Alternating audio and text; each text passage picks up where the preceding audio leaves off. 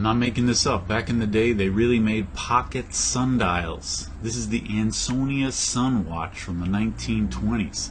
A normal sundial has to be specifically installed at a certain angle and calibrated to your latitude and longitude. So how could they make it portable? Well, look up the nearest city on the chart here. I'm near New York, so I'll go with that. New York says 40 degrees latitude, so that tells me how far to pull out the pointy thing. Then to get my angle right, I turn the compass to point north, but I adjust 10 degrees west because of the magnetic deviation from true north. Then read the edge of the shadow. It looks like right at 1 p.m. Then do what it says on the chart. I'm in New York, so I subtract 4 minutes to adjust my time zone. It's August 26th, so I add 2 minutes to adjust for the seasons. And it's daylight saving, so I add an hour. So I get 1:58 p.m. Actual time when I made the video, 2 p.m. on the clunk.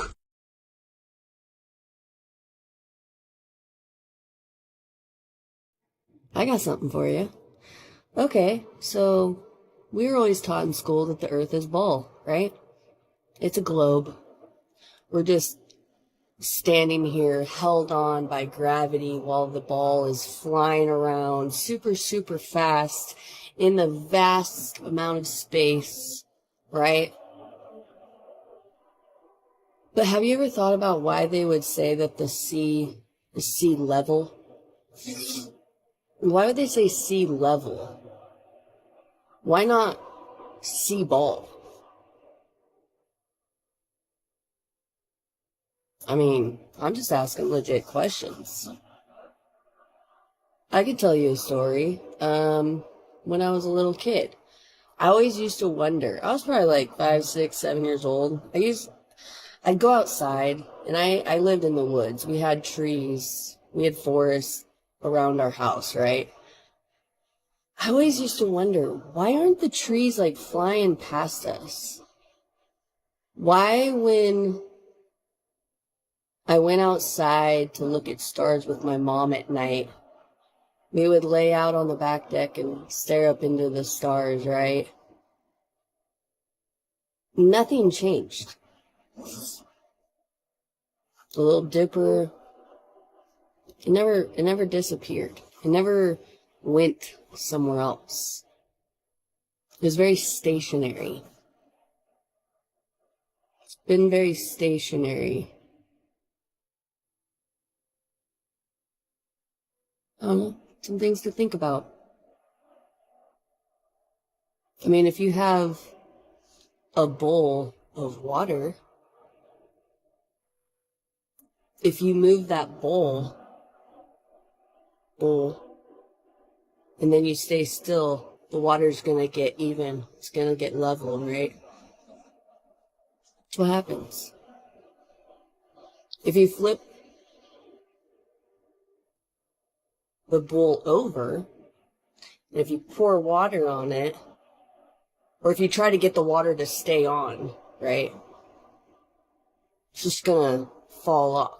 Or how about this? If you have a soccer ball or a basketball, right, and it's wet, and you spin it on your hand, on your finger. It's a perfect example. If you spin it on your finger, what happens to the water? Does it fly off, or does it suction to the ball?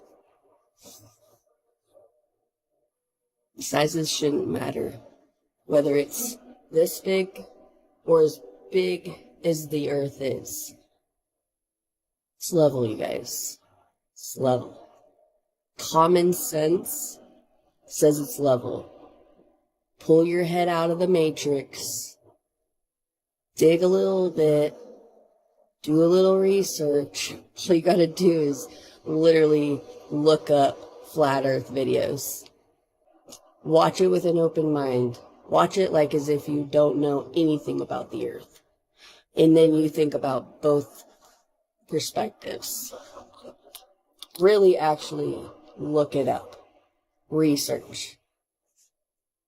Doesn't take a whole lot.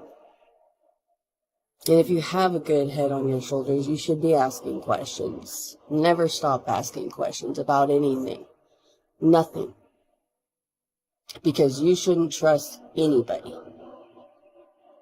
Not anyone that you do not know.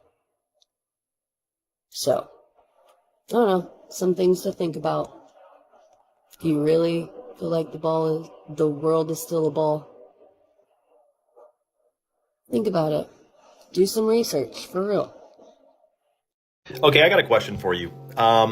This is a genuine image, not AI, taken from a high altitude weather balloon. And the lens is not a fisheye lens. Let me just ask you, like, does the sun look local? Like, doesn't it look kind of like it's right over there? And you may be thinking that's crazy. But here's an image from a popular science magazine, which promotes the idea of, and they use either a fisheye lens or they have CGI'd this image. You have a university posting a similar picture of it having this massive curvature.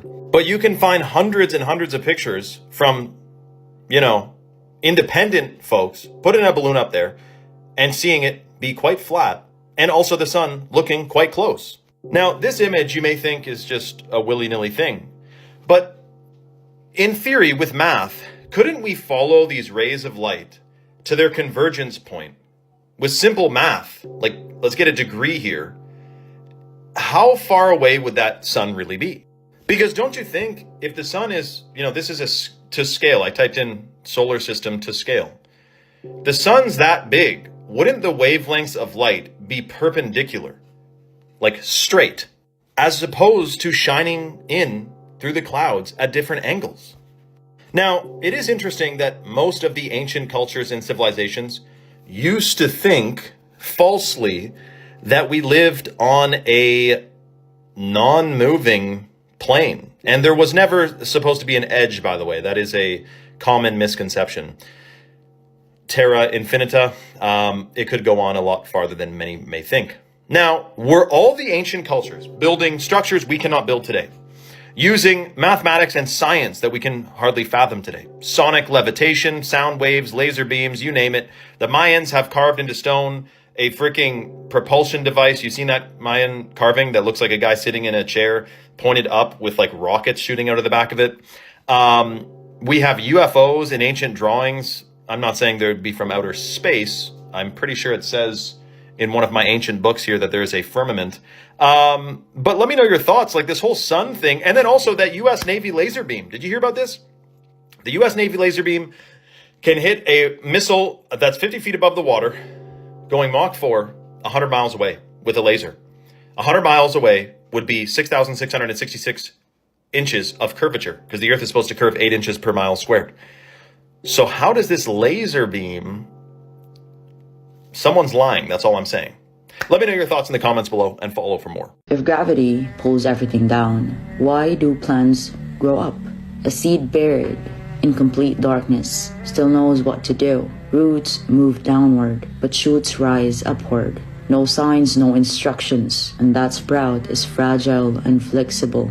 Yet it lifts itself against a force said to hold oceans to a rotating state. And no, it isn't random. Every plant behaves the same way. A rooftop herb, a rainforest giant, a houseplant, even surviving on neglect. We were told it's light. The word phototropism. Plants follow the sun, but when you remove the light and grow them in controlled labs, they all still rise. Something inside them responds to direction, steady, consistent, and universal. When you watch any time lapse, stems rise smoothly, vines climb with intention, and sunflowers turn as if they're tracking time and not chaos. No struggle, no visible tug of war, just calm, predictable movement. Old gardening books barely question it. They call it natural rise, as if the world already agrees on which way is up. You don't have to choose religion to notice this. But when nature moves with such certainty, it raises a quiet question. Not what we're told, that this nature and universe happens by accident. We just stop asking, of which favors of God would you deny? The human eye feels powerful, right? It tracks light, colors, motion with precision, fast, adaptive, and remarkably sharp. But it shows us very little. Eagles, for example, see details from far away that to us is only haze. Mantis shrimp see colors that we can't even imagine, a wavelength outside human awareness. Snakes don't rely on light at all. They read heat, turning darkness into glowing shapes. And the bees follows all ultraviolet markings in the flower that pads will never notice. And cats reclaim the night, their eyes reflecting light to sharpen every movement in the dark. We see enough to survive, but not enough to understand. What we call reality is only a narrow slice of what exists. So which favors of Allah would you still deny till this day? So last night was no different than most. I say my prayers, put my head on the pillow, and then my mind races about thoughts that, things I learned during the day. And one of them was last night, I was like, oh my God, I had an aha moment of a question I wanted to ask you, people who think that the sun is 93 million miles away. And I know they say the sun is closer to the earth in the winter, farther in the summer, but regardless, the sun is 93 million miles away. How, even if the earth is tilted and whatever they say, how is it that there's that much of a difference between the north and the south of the equator, in summer and winter, if the sun is 93 million miles away? Wouldn't it make sense if the sun is more local, if it's having that much of a difference of north and south of the equator? I mean, I know I have friends that live down there, and it's hot and it's cold here. In my opinion, if the sun's heat traveled 150 million kilometers to a place like the Sahara, what stops it from going another 6,000 kilometers to Antarctica, huh? If the Earth were a spinning ball 93 million miles from the Sun, it would be impossible to have such a hot summer on a continent like Africa and at the same time be a few thousand miles from the absolutely opposite cold conditions in Antarctica, which receives no heat from the Sun. Daya. Why do long-distance airplane routes on the globe appear so illogical and irrational, yet on a flat Earth map they suddenly make perfect sense? We want to travel from New Zealand to Argentina, to Buenos Aires. There should definitely be a direct flight. Let's check Google Flights. Auckland to Buenos Aires. There are no direct flights available, so what exactly are they proposing? Auckland to Dallas, then Dallas to Miami, and from Miami to Argentina, specifically Buenos Aires. Let's take a look at the map. Auckland to Dallas, Dallas to Miami, Miami to Buenos Aires. Why would anyone make such an incredibly huge detour? This is completely uneconomical. Let's take a look at a flat Earth map. Auckland is somewhere around here. Dallas to Miami, Miami to Buenos Aires. Well, now it makes sense. You can't make that flight on a single tank of fuel. You can check it out and verify it for yourself. Alexander Gleason was born in 1840 and died in 1920. He was a flat Earth publisher and cartographer. Gleason popularized a world map based on the projection of Joseph Steer Christopher and published the widely distributed New Standard Map of the World. On his map, it was stated that it was scientifically and practically correct. And who was Joseph Steer Christopher? He was born in 1805 and died in 1894. Joseph Steer Christopher was a flat Earth cartographer. He created a flat Earth map. The inscriptions on his map read, "New Map of the World, scientifically, practically, and intelligibly correct, and without any antipodes." As Orsan and San generally level, the Pacific with the Atlantic, the Boythor Dune with the Indian Ocean, and China Seas all uniformly and perfectly level, without any rotundity.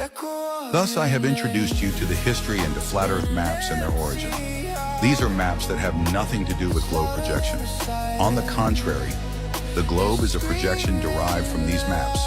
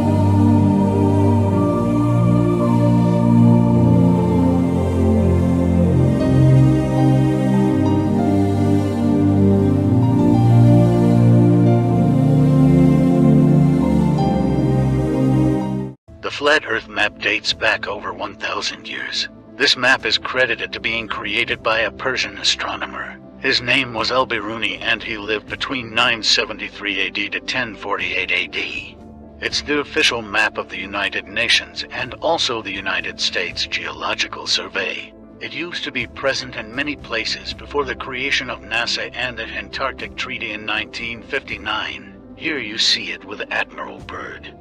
This map has been restored by Dmitry from Russia with suggestions of mine, Idialenkar. Known by my YouTube channel Flat Earth Banjo, I asked Dmitry to include the Bermuda Triangle and Point Nemo, a place deep in the Pacific where NASA buries rockets. Then Robert Tozzi, a professional mapmaker, came along and enhanced the map even more. There are many people now selling this map online, but if you could order it from my online store, I would greatly appreciate it. Visit my online store now and order one of the items. I humbly thank you.